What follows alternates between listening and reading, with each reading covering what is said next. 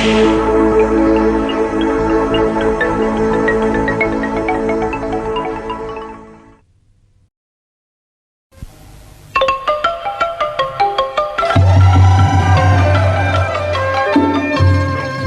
ธีរសៀលថ្ងៃពុធទី22កក្កដាឆ្នាំ2026ត្រឹមថ្ងៃ8កើតខែទុតិយស័កឆ្នាំមមីអត្តស័កពុទ្ធសករាជ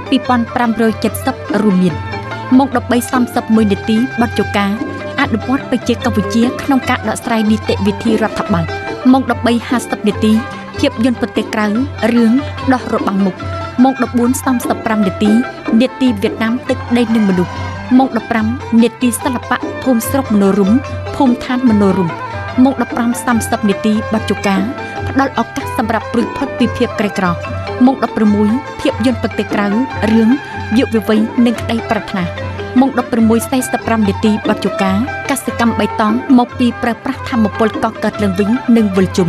ម៉ោង 17 កម្មវិធីព័ត៌មានម៉ោង 17:20 នាទីនាទីសិល្បៈកុមារភូមិស្រុកថ្ងៃថ្មី